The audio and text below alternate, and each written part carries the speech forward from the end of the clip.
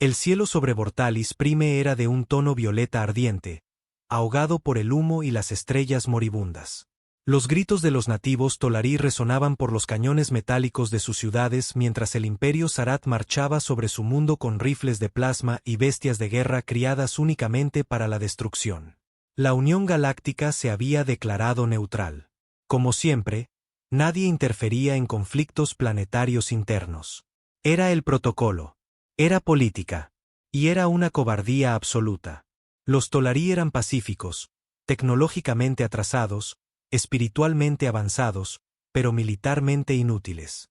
No tenían ninguna oportunidad. La Unión observaba desde la órbita, en silencio, registrando, pero sin intervenir jamás, porque se suponía que nadie debía interferir. Hasta que la Tierra lo hizo. 2 días estándar después de que la primera capital Tolarí fuera reducida a escombros, la flota Sarat comenzó a recibir extraños ecos en su radar de largo alcance. Firmas desconocidas, rápidas, coordinadas, desde fuera del sistema local. Los Sarat asumieron que era tecnología de la Unión, tal vez otra flota enviada a observar. Pero los ecos seguían multiplicándose. Cientos, luego miles. Naves comenzaron a aparecer justo fuera de la órbita de Bortalis Prime. De cascos oscuros y elegantes, erizados de armamento. Sin advertencias, sin comunicaciones, solo presencia. Entonces llegó el mensaje. Una única transmisión resonando en todas las frecuencias. Habla el almirante León Bass, de la flota de guerra de la Tierra. Bortalis Prime está bajo nuestra protección. Retírense de inmediato o abriremos fuego. Los Sarat no se rieron. No se burlaron. Se quedaron helados, porque la Tierra no formaba parte de la Unión. Ya no. Habían abandonado el Consejo una década atrás, alegando burocracia y podredumbre moral. Todos pensaban que habían vuelto a su pequeña canica azul, a lamerse las heridas y discutir sobre política. Nadie había visto al ejército de la Tierra en años. Se les suponía inactivos. Pero los humanos nunca se duermen. Se preparan. El rostro del almirante Bass era una máscara sombría en cada pantalla Sarat, lleno de cicatrices, de ojos grises y visiblemente furioso. Detrás de él, las imágenes mostraban filas de los nuevos cruceros de batalla de la Tierra. Naves masivas con cañones diseñados para abrir agujeros en planetas, no solo en otras naves. Cada nave llevaba el nombre de un antiguo guerrero, filósofo o crimen de guerra que la galaxia creía extinto. Los Sarat dudaron. Por primera vez desde que conquistaron los sistemas exteriores, parpadearon. La Tierra no tiene ningún interés en este mundo, fue la respuesta del comandante Sarat. Esta es una ocupación autorizada. Bass ni siquiera se inmutó. Nosotros no lo vemos así. Entonces, la Tierra disparó. La primera salva vaporizó la mitad de la línea frontal Sarat antes de que pudieran siquiera levantar los escudos. La flota de guerra de la Tierra no luchaba limpio. Luchaba para ganar. Interfiriendo las comunicaciones enemigas, hackeando los sistemas de IA de los Sarat, desplegando equipos de operaciones encubiertas directamente sobre los portaaviones enemigos en medio de la batalla. Los Sarat no habían visto tácticas como estas en siglos. Porque los humanos no luchaban como los demás. No les importaba la gloria. No les importaba el honor. Luchaban sucio. Luchaban con inteligencia. Y luchaban con rabia. Los Tolarí observaban desde el suelo como extrañas naves oscuras surcaban las nubes e iluminaban el cielo como dioses furiosos.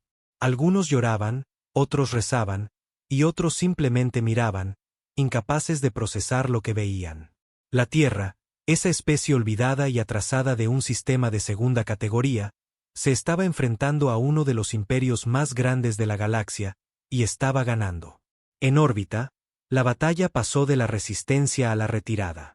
Las naves Sarat intentaron saltar al hiperespacio, solo para ser atrapadas en los pozos de gravedad de la Tierra, que las atraían de nuevo como presas en la trampa de un cazador. La carnicería fue quirúrgica, eficiente, brutal. Abajo en la superficie, los ancianos Tolarí se reunieron en sus templos, tratando de entender lo que estaba sucediendo. Porque los humanos, criaturas que apenas conocían, habían venido por ellos. No había respuesta. Ninguna profecía divina. Ninguna alianza secreta. Solo una especie terca que no podía quedarse de brazos cruzados viendo una injusticia. Más tarde esa noche, mientras el último acorazado Sarat ardía en órbita, el almirante Bass, de pie en el puente del ISS Vengeance, dijo en voz baja: se suponía que nadie debía interferir. Pero alguien tenía que hacerlo, y la Tierra se había ofrecido voluntaria. Los días que siguieron fueron silenciosos, pero no pacíficos. El campo de batalla que una vez rodeó Bortalis Prime se había convertido en un cementerio de restos Sarat. Cascarones flotantes a la deriva en la fría órbita. La flota de guerra de la Tierra mantuvo su posición. Docenas de naves como sombras entre las estrellas. No hablaban. No negociaban. Solo limpiaban lo que habían destruido. Dentro de la ciudad de Stolarí, los supervivientes emergieron de los refugios subterráneos. Los edificios habían desaparecido. Los templos, reducidos a cenizas. Familias destrozadas. Sin embargo, cuando miraban al cielo, veían protección. No dioses, no ángeles, sino algo extrañamente más reconfortante. Humanos. La historia Tolarí no tenía registros de la Tierra, apenas una mención en los archivos de la Unión. Solo otra especie ruidosa e inquieta que una vez había suplicado entrar en la Unión Galáctica y le había concedido un estatus de prueba. Se les consideraba primitivos, violentos, poco refinados. Pero se habían acordado de los Tolarí cuando nadie más lo hizo. Una joven Tolarí llamada Kalin deambulaba por las ruinas de su pueblo, de la mano de su hermano. Buscaban comida, o al menos algo comestible, entre la piedra calcinada. Cuando una sombra cayó sobre ellos, se quedaron helados. El miedo ya era un instinto. Las patrullas Sarat habían hecho cosas indescriptibles a familias como la suya. Pero no era un Sarat. Un humano alto, con una armadura de placas, se adelantó entre el humo, con casco y un rifle colgado a la espalda. La insignia en su pecho decía: Marines Espaciales de la Tierra, Equipo Alfa. El soldado se arrodilló lentamente y se quitó el casco. Su rostro estaba marcado por cicatrices, su expresión era cansada, pero amable. Sacó un paquete de raciones de su cinturón y se lo entregó a Kalin sin decir una palabra. Ella no se movió al principio, solo lo miró fijamente. Luego lo agarró y echó a correr. De vuelta en el ISS Vengeance, el almirante Bass se reunía con su Estado Mayor. Tenemos que ser cuidadosos, dijo. Los ojos de la Unión nos observan y no están contentos. Amenazarán con sanciones, respondió el comandante Rayu, su segundo al mando. Quizás bloqueen una de nuestras colonias. Bass rió sin humor. Que lo intenten. Tenemos tecnología que ni siquiera saben que hemos construido. Y perdieron toda superioridad moral el día que se quedaron mirando este genocidio. Otro oficial, el teniente Sanders, intervino. Señor, estamos recibiendo extrañas comunicaciones de diplomáticos de la Unión. Nos acusan de violar múltiples leyes de neutralidad interplanetaria. Algunos dicen que los Tolarí ni siquiera eran una raza soberana reconocida. Bass se inclinó hacia adelante. Dígales que se vayan al infierno y preparen otro envío de ayuda. Esta gente necesita comida, no política. Pero no solo los políticos de la Unión estaban enfadados. Los Sarat no habían terminado. A 2 sistemas de distancia, el alto señor de la guerra Cres del Imperio Sarat se encontraba a bordo de su nave insignia, el Damenate. La pérdida en Bortalis Prime estaba siendo calificada de revés por la prensa. Pero él sabía la verdad. Era una humillación, un desafío. Y ser desafiado por los humanos, una especie que los Sarat una vez ridiculizaron como alimañas biológicas, era inaceptable. Ordenó el ensamblaje de una flota de represalia. 30 portaaviones, 8 acorazados y un arma experimental. La Fauce de Azeroth, un borrador planetario prohibido por la Unión, pero construido en secreto. El mensaje era claro: la Tierra pagaría. Pero subestimaron a la humanidad de nuevo, porque la Tierra no esperó a ser atacada. Golpeó primero. 2 días antes de que la flota Sarat zarpara, las unidades encubiertas de la Tierra se infiltraron en sus lunas de suministro avanzadas. Sin una gran invasión, sin anuncios, solo un caos repentino. explosiones, datos borrados, silos de combustible amañados para detonar, virus de grado militar corrompiendo el software de navegación. Para cuando la nave insignia Sarat recibió la señal, la mitad de su cadena de suministro había desaparecido. Su flota podría zarpar, pero se quedarían sin combustible en cuestión de días. No era la guerra como la conocían los Sarat. Era ajedrez, y la Tierra ya iba 5 jugadas por delante. Mientras tanto, el almirante Vaz abrió un canal seguro, no a la Unión, no a los Sarat, sino a todas las demás razas de la galaxia que observaban el caos. Su rostro, curtido e inquebrantable, apareció en miles de pantallas. No estamos aquí para conquistar. No estamos aquí para vigilar sus leyes. Estamos aquí porque alguien tenía que estarlo. Si te quedas mirando el mal, eres parte de él. Si la Unión quiere expulsar a la Tierra de la mesa galáctica, que así sea. Preferimos estar solos a permanecer en silencio junto a cobardes. Fue el comienzo de algo más grande. No solo una guerra, un movimiento. Y la Tierra, ruidosa, peligrosa y subestimada Tierra, acababa de convertirse en la chispa. Las ondas de choque de la interferencia de la Tierra no solo se propagaron, sino que rompieron el silencio en toda la galaxia. En los brillantes salones de la Unión Galáctica, el caos reinaba tras las cortinas de terciopelo. Los delegados gritaban en las cámaras. Palabras como ilegal, unilateral e inestable se lanzaban como granadas. Pero bajo la pulida indignación había miedo. Miedo de que la Tierra no solo hubiera violado la ley interestelar, sino que hubiera expuesto lo inútil que ésta era en realidad. El embajador Drexen de la Confederación Telerit, un crítico de la humanidad desde hace mucho tiempo, golpeó el podio con el puño.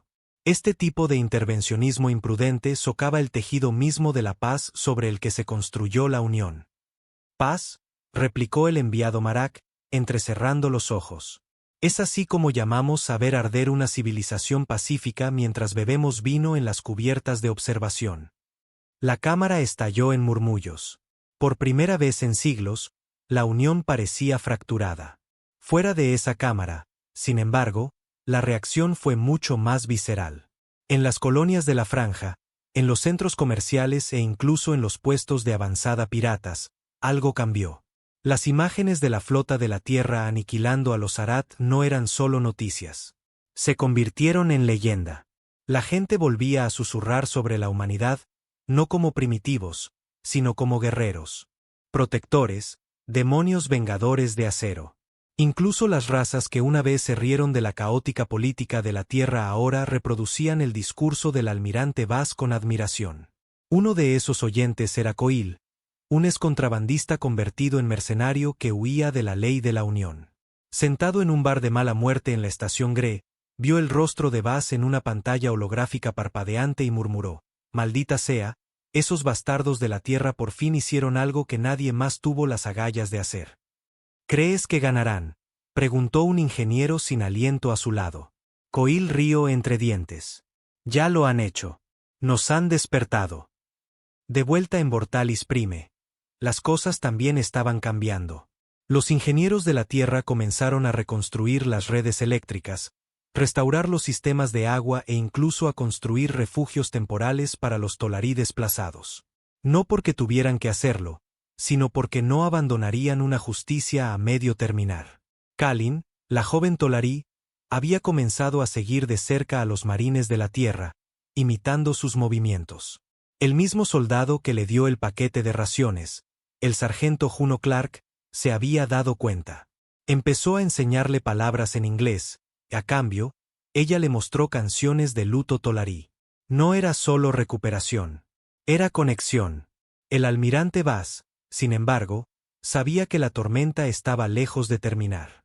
Se sentó solo en sus aposentos, revisando informes de inteligencia. Los Sarat estaban sangrando, pero no estaban muertos. Y ahora estaban furiosos y, peor aún, desesperados. Sus analistas confirmaron un patrón: desapariciones coordinadas de estaciones de investigación enteras en territorio Sarat. Demasiado limpias, demasiado repentinas. Algo se avecinaba. «Señor», interrumpió el comandante Rayu por el comunicador. Las sondas de largo alcance han detectado movimiento en el borde del vacío de Hilas. Firmas de energía Zarat. Grandes. Están ocultando algo. Vas no parpadeó. Prepara la flota. Nos movemos al amanecer. Pero señor, dudó Rayu. Ya estamos al límite de nuestra capacidad. Los ingenieros están al borde del agotamiento. Las tripulaciones están exhaustas. La voz de Baz se volvió fría como el hielo. Si esperamos a que la Unión actúe, Vortalis será solo el primero de muchos. Y si los Zarat desatan lo que creo que están construyendo, estaremos contando planetas caídos, no cuerpos. En otro lugar, en el corazón del territorio Zarat, el alto señor de la guerra Cres se encontraba ante la fauce de Azeroth. No era una nave. Era un arma con la forma de la daga de un dios. Esta monstruosa construcción estaba diseñada para colapsar los núcleos planetarios desde la órbita, sin dejar más que ruina fundida. Prohibida por todos los tratados galácticos. Pero a Cres no le importaba. La Tierra lo había avergonzado. Había arruinado siglos de conquista. Respondería con la extinción. ¿Está lista? Gruñó. El técnico principal asintió. Núcleo de energía estabilizado. Una prueba a escala planetaria finalizará la calibración. Cres se volvió hacia las estrellas. Objetivo, Vortalis. De vuelta en la órbita sobre el mundo natal de los Tolarí, los sensores de la Tierra sonaron violentamente. Una masa colosal y en aproximación acababa de entrar en su cuadrante. Y no era una flota. Era un monstruo. Las estrellas no solo parpadearon. Se desvanecieron. Desde las cubiertas de observación del acorazado principal de la Tierra, el ISS Vengeance, la tripulación observó como una silueta negra emergía del hiperespacio. Lenta, deliberada, imposiblemente masiva. No tenía forma de nave. No se deslizaba ni se desplazaba como lo haría una flota. No, se cernía sobre ellos. La fauce de Azeroth había entrado en el sistema. Dios santo, susurró alguien en el puente. Nadie respondió. Porque aquella cosa ocupaba la mitad del cielo. Los sensores luchaban por fijarla, no porque estuviera camuflada, sino porque doblaba la luz y la gravedad a su alrededor. Ni siquiera la avanzada tecnología de la Tierra podía comprender del todo de qué estaba hecha. Todo lo que el almirante Baz sabía era esto. No era solo un arma. Era un mensaje. Abajo en la superficie, los ancianos Tolarí cayeron de rodillas. La llegada de la fauce fue como un eclipse oscuro. El cielo se tiñó de rojo mientras las nubes captaban el pulso de los motores de la cosa. Kalin, de la mano de su hermano, la miraba en silencio. Incluso ella podía sentirlo. El zumbido, la vibración en su pecho, como si algo antiguo estuviera despertando. A bordo del Vengeance, el puente era un caos. Las alarmas aullaban. Los comandantes gritaban coordenadas y desplegaban las flotas en formación defensiva. Pero nada parecía correcto. La fauce no se comportaba como una nave. No estaba activando sus armas. No estaba lanzando cazas. Simplemente estaba ahí. Baz se quedó con la mandíbula apretada. Está cargando algo. No necesita luchar contra nosotros. Ha venido por el planeta. Señor, llamó Rayu. Si dispara sobre Vortalis, nuestros equipos en tierra, los Tolarí, serán borrados. Todos ellos, dijo Baz sombríamente. Golpeó la consola con el puño. No mientras yo esté de guardia. En cuestión de segundos, Baz emitió la orden más desesperada del protocolo de guerra de la Tierra, escudo divino. Todos los cañones orbitales se giraron hacia la fauce. Los portaaviones se movieron a posiciones de sacrificio, bloqueando trayectorias, calculando rutas suicidas. No estaba planeando una batalla. Estaba planeando un muro. Los humanos habían luchado en 100 mundos. Pero esto era una locura.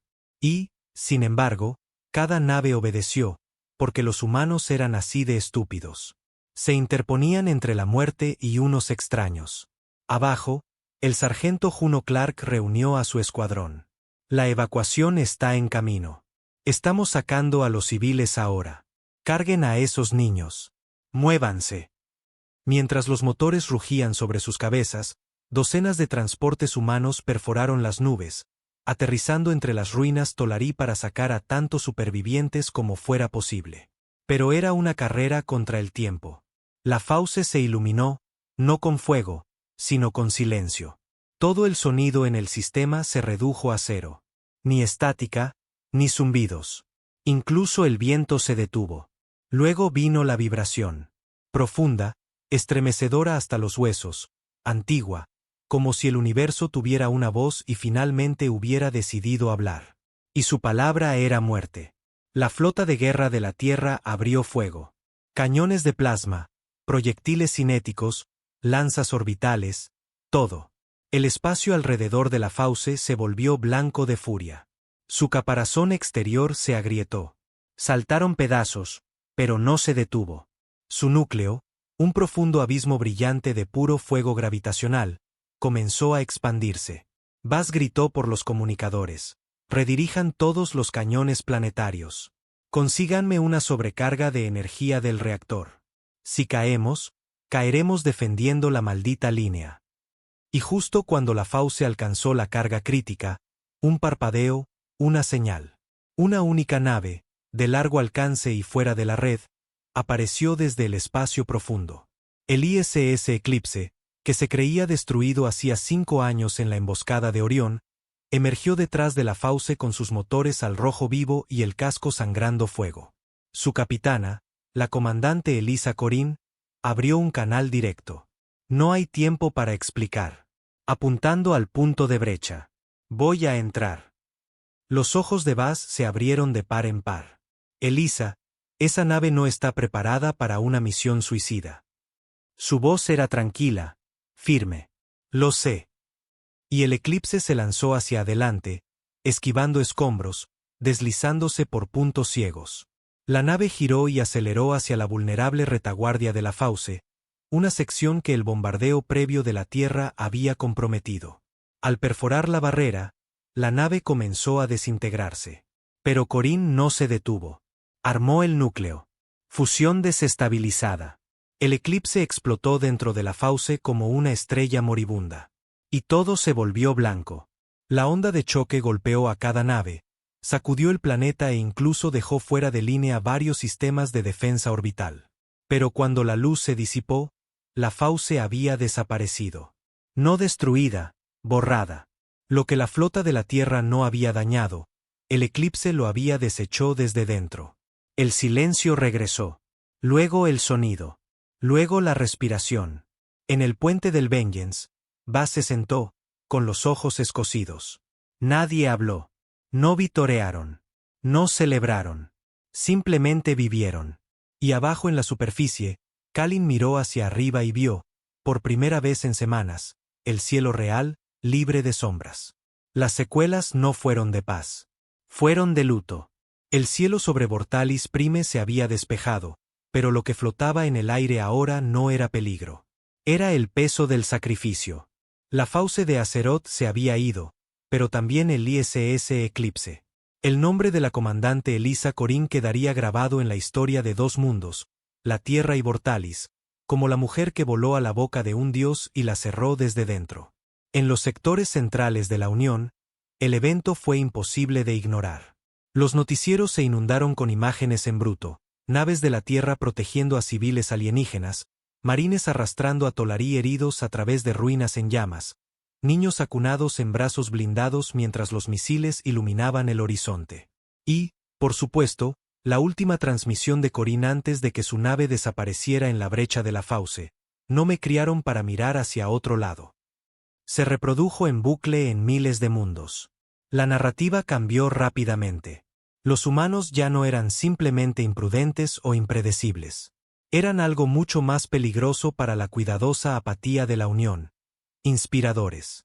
En las colonias del Cinturón Medio, donde los mineros habían suplicado ayuda a la Unión contra contrabandistas y esclavistas, estallaron protestas. ¿Dónde estaba la Unión cuando necesitábamos que nos salvaran?, gritaban. La Tierra lucha por otros. ¿Por qué no luchan ustedes por nosotros? Y en los salones del Consejo de la Unión, ese miedo se convirtió en estrategia. Intentaron desacreditar a la Tierra. Afirmaron que la Fauce nunca fue real, que la amenaza Sarat era exagerada, que los videos de la Tierra eran propaganda de guerra emocionalmente manipuladora. Pero incluso algunos de sus propios embajadores ya no lo creían. En Vortalis, los equipos de tierra de la Tierra no se fueron. Se quedaron, construyeron, reconstruyeron. Limpiaron escombros, plantaron alimentos y entrenaron a jóvenes Tolarí en supervivencia, incluso en defensa. No la convirtieron en una colonia. No izaron una bandera. Simplemente hicieron lo que nadie más haría: ayudar. Kalin observaba a los humanos con una fascinación silenciosa. Ahora llevaba su dispositivo traductor a todas partes y le hacía a Juno Clark 100 preguntas al día. ¿Por qué los humanos luchan tanto? Juno tuvo que pensar en esa. No nos gusta que nos digan quién merece ser salvado y quién no. Ella asintió como si esa respuesta explicara la guerra en sí misma. Más tarde esa semana, se celebró una ceremonia Tolarí. Cientos de supervivientes se reunieron en el anfiteatro reconstruido bajo los acantilados de su valle sagrado. Se desveló una enorme tablilla de piedra. Nombres tallados en glifos tanto Tolarí como terranos. Los nombres de los caídos. El nombre de Elisa Corín fue tallado primero. El almirante Vaz estaba entre la multitud, pero no habló. No era necesario. La forma en que los Tolarí lo miraban lo decía todo. Respeto, gratitud y la creciente sensación de que la humanidad no era solo otra raza en las estrellas. Eran protectores y amenazas. Porque mucho más allá del borde del espacio conocido, en los sectores sombríos donde merodeaban facciones exiliadas y señores de la guerra, la leyenda de la flota de guerra de la Tierra se extendía como la pólvora.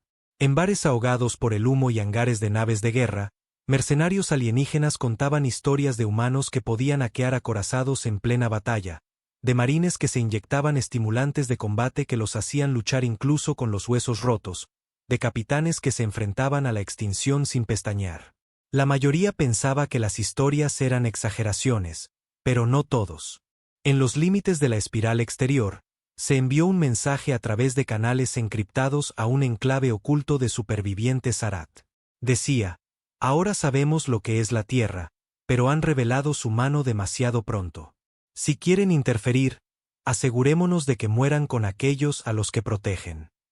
Los planes ya estaban en marcha. Mientras tanto, de vuelta en la Tierra, la población estaba dividida. Algunos aclamaban a Vaz y a la flota como héroes, exigiendo la creación oficial de la Fuerza de Defensa y Liberación de la Tierra como una entidad permanente. Otros temían las consecuencias. Se preguntaban si la humanidad acababa de invitar a la ira de la galaxia sobre sí misma. En una ceremonia privada, Vaz se presentó ante la Asamblea Terrana Unida y se dirigió a ellos por primera vez desde su regreso de Vortalis. No fui a la guerra por política. No desafié la unión por aplausos. Lo hice porque no podía dormir sabiendo que un mundo estaba muriendo mientras nosotros permanecíamos en silencio. Si eso es un crimen, entonces yo mismo me pondré las esposas. La sala quedó en un silencio sepulcral. Y luego, lentamente, una ovación de pie. Porque en el fondo, incluso aquellos que temían la guerra entendían la verdad. La humanidad había cambiado. Y la galaxia nunca olvidaría que la Tierra había estado en silencio. Hasta que dejó de estarlo. La tormenta no terminó con la victoria. Simplemente cambió de forma. Semanas después de la batalla, mientras los fuegos en Vortalis Prime se desvanecían en una tranquila reconstrucción, la flota de guerra de la Tierra comenzó a retirarse lenta y cautelosamente. Dejaron atrás satélites de defensa, drones autónomos y 2 plataformas orbitales para ayudar a los Tolarí en la reconstrucción. Pero no podían quedarse para siempre. O eso pensaban. Porque algo más había comenzado. Refugiados.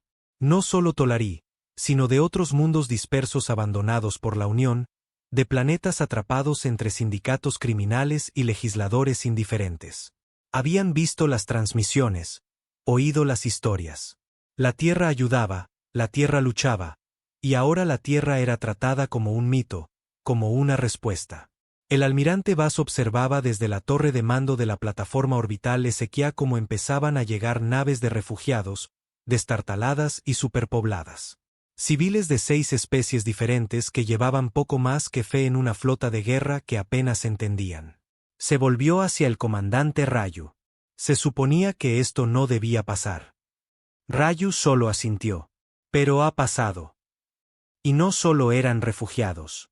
También voluntarios.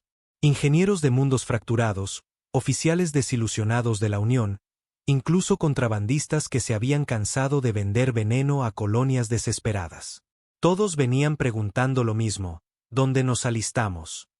Bas no sabía cómo llamarlo. Todavía no. No era un imperio. La tierra no conquistaba. No exigía lealtad. Se la ganaba. Abajo en Bortalis, Kalin se había convertido en un símbolo. La pequeña niña Tolarí que había sobrevivido a la ocupación y ahora caminaba entre soldados terranos blindados como si perteneciera a ese lugar. Había comenzado a aprender a leer inglés. Llevaba una insignia con el emblema de la tierra, un regalo del propio Juno Clark. Ya no solo sobrevivía. Estaba aprendiendo a liderar. Y en otro lugar, lejos de la esperanza, una sombra se movía. En una estación fría que orbitaba una estrella moribunda, el alto señor de la guerra Cres permanecía en la oscuridad, viendo las imágenes de la destrucción de la Fauce. Una y otra vez. Cada vez, se detenía en el segundo exacto en que el eclipse se rompía dentro del núcleo. No parpadeaba, no hablaba. Detrás de él, entró una nueva figura, no Sarat, sino peor, un miembro del colectivo Born, proscrito de la diplomacia de la Unión y exiliado a la franja por experimentación biológica. No tenía rostro, solo un velo brillante de nervios sintéticos extendido sobre hueso. Tienen espíritu, siseó el Born. Cres se giró lentamente. Tienen dientes, y ahora tienen seguidores, respondió el Born, divertido. Cuidado, señor de la guerra. Un movimiento construido sobre el martirio y la misericordia es más difícil de aplastar que un planeta. Cres gruñó. Entonces quemaremos la idea. Quemaremos cada mundo que la susurre. Se volvió hacia un holograma que proyectaba un puesto de avanzada abandonado cerca de la espina galáctica. Inicien el proyecto Guerra Hueca. Si la Tierra quiere guerra, les enseñaremos lo que significa la guerra. De vuelta en el borde interior, la Unión buscaba a tientas su relevancia. La Tierra había encendido algo que no podían controlar, y el miedo se convirtió en burocracia.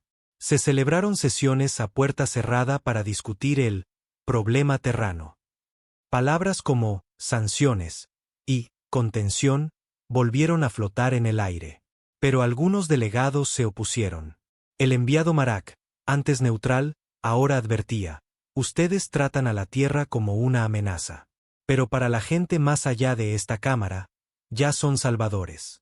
No provoquen lo que no pueden intimidar. Demasiado tarde. Porque la Tierra no estaba esperando. Dentro de una instalación secreta en Marte, se estaban desplegando planos clasificados. Bas había dado su aprobación para la rápida expansión de la flota de defensa de la Tierra. Pero no se trataba solo de más naves. Era algo nuevo. El proyecto Nictbane, una nave de guerra híbrida construida con restos Sarat, fragmentos recuperados de la Fauce y pura agresión terrana. Diseñada no solo para la guerra, sino para el impacto psicológico. Su misión sería simple: llegar primero, hablar al final y no dejar nada más que silencio a su paso. Juno Clark había sido seleccionado para comandarla. Cuando le preguntaron por qué, respondió simplemente: porque alguien tiene que ser la sombra que sigue al grito. Bas lo vio partir con un orgullo silencioso. La Tierra no se había propuesto construir un ejército, pero ahora se había convertido en la primera verdadera rebelión de la galaxia, y la chispa se estaba extendiendo. La galaxia ya no dormía. Cada puesto de avanzada, cada colonia de la franja, cada planeta olvidado por la Unión había comenzado a susurrar el mismo nombre: Tierra. La palabra pasaba como contrabando por los puertos espaciales y las naves de refugiados, murmurada con asombro, a veces con miedo, siempre con esperanza. Donde las naves de la Tierra habían ido, el silencio se convirtió en resistencia. Donde no, la gente esperaba, rezaba o se preparaba. Y entonces comenzó la represalia. Empezó con algo pequeño. Apagones de comunicación en sistemas alineados con los terranos, rutas comerciales que colapsaban misteriosamente y naves de inspección de la Unión desviadas para retrasar las líneas de suministro de la Tierra. Pero no se quedó en algo pequeño. 2 semanas después de la destrucción de la Fauce, los Arat atacaron de nuevo. No con una flota, sino con algo más. En la colonia minera de Ferex 9, los ingenieros de la Tierra acababan de completar las reparaciones de un generador de escudos cuando la atmósfera gritó. Literalmente. Un pulso sónico emitido desde la órbita profunda mató a toda forma de vida desprotegida en segundos. Los supervivientes, aquellos con implantes auditivos de fabricación terrana, lo describieron como un grito que quería ser escuchado para siempre. El pulso se originó en un objeto del tamaño de una nave de desembarco, pero hecho de cristal orgánico y cubierto de lo que los científicos llamaron filamento neural. Un arma biológica, alienígena y antinatural. Cuando la Tierra envió equipos de recuperación, el objeto explotó en esporas, algunas de las cuales se introdujeron en los sistemas de la estación e intentaron reescribir la IA. Apenas lograron salir con vida. Esto ya no era guerra. Era una infección. El almirante Vaz convocó una asamblea de emergencia en Marte. Todas las especies aliadas que se habían unido a la causa de la Tierra, ahora conocidas extraoficialmente como el Pacto de las Estrellas Libres, enviaron representantes. Algunos viejos, otros jóvenes, todos asustados. Vaz se paró ante ellos en la cámara de guerra, ya no como el estratega cuidadoso, sino como un hombre cambiado por la responsabilidad del futuro. Ya no estamos luchando solo contra los Arat, comenzó. Se han aliado con algo más antiguo, algo roto, y no quiere territorio. Quiere silencio. Quiere extinción. Y nosotros estamos en su camino. Un general Marak tomó la palabra. ¿Crees que esta nueva arma es consciente? Creo que es peor, dijo Vaz. Creo que no le importa si lo es. Mientras el Pacto de las Estrellas Libres se apresuraba a buscar una estrategia, el proyecto Nictbane se completó en órbita alrededor de Júpiter. La nave no era solo avanzada. Era aterradora.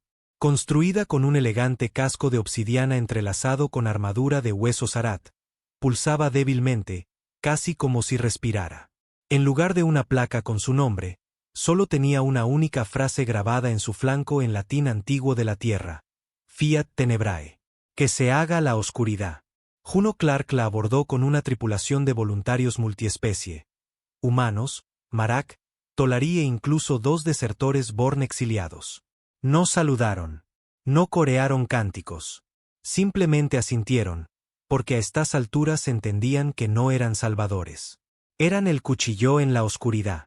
Su primera misión llegó en cuestión de días.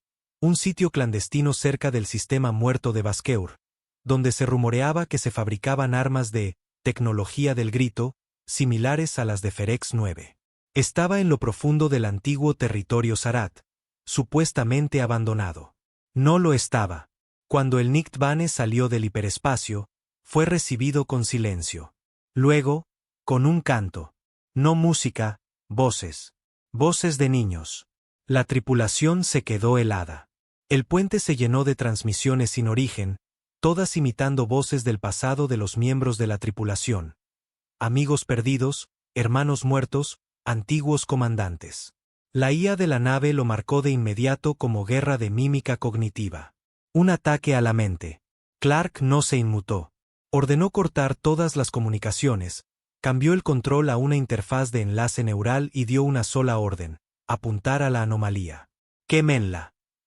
El Nictbane abrió fuego, no con cañones, sino con algo nuevo, una lanza de luz negra que desestabilizaba la tecnología biológica, derritiendo el código neural hasta convertirlo en estática.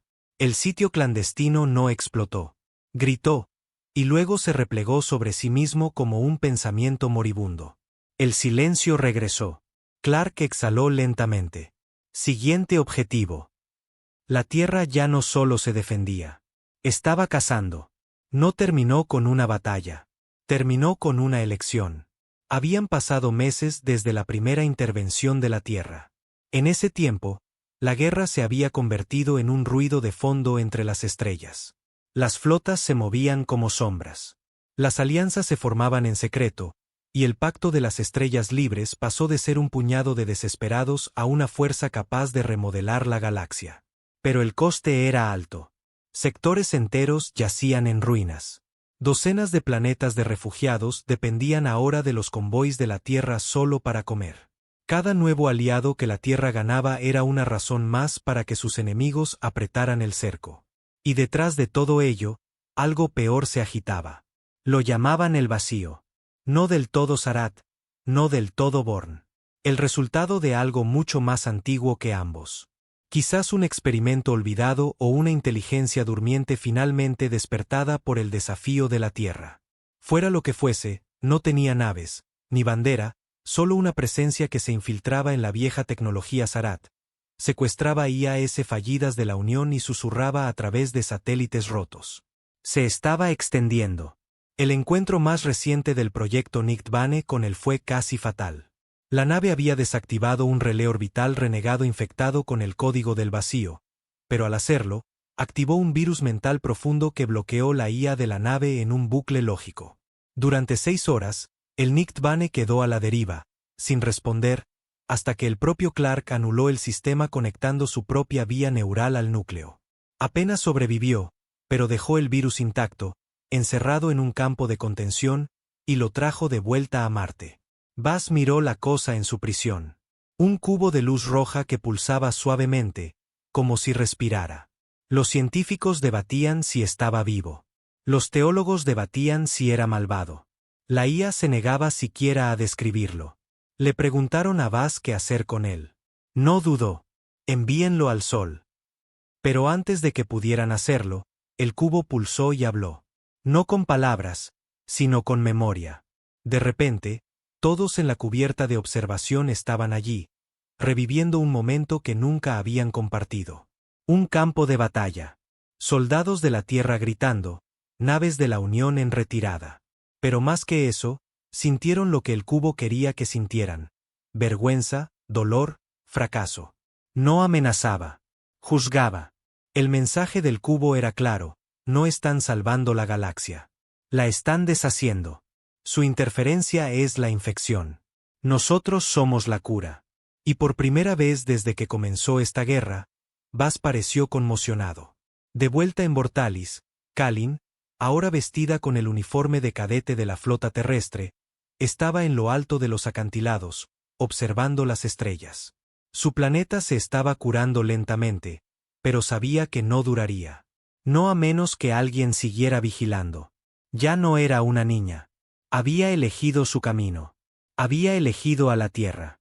En Marte, el debate estalló en la asamblea. ¿Se lanzan a una guerra total contra el vacío? ¿Siguen expandiéndose? ¿Siguen luchando cuando la galaxia parece deshacerse bajo el peso de esta nueva fuerza? ¿O hacen lo único que nadie espera? Detenerse. Buzz tomó la palabra por última vez. No vinimos aquí para ser héroes. No construimos flotas para llevar medallas. Lo hicimos porque alguien tenía que decir basta. La Unión no podía. Los Sarat nunca lo harían. Así que lo hicimos nosotros. Y tal vez seamos la infección para un sistema que se volvió demasiado silencioso, demasiado cómodo dejando que la gente muriera en silencio. Que así sea. Prefiero ser una infección que un cobarde. La cámara quedó en un silencio sepulcral. Luego, lentamente, uno por uno, los delegados del Pacto de las Estrellas Libres se pusieron de pie, y la Tierra hizo su movimiento final. Una declaración, no de conquista, no de guerra, sino de presencia. La Tierra permanecería. Lucharía. Se mantendría firme dondequiera que la galaxia necesitara que alguien se enfrentara a los tiranos, a los monstruos, incluso a los fantasmas.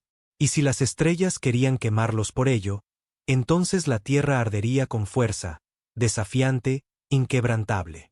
Porque se suponía que nadie debía interferir. Pero la Tierra lo hizo. Y ahora, nada volvería a ser igual.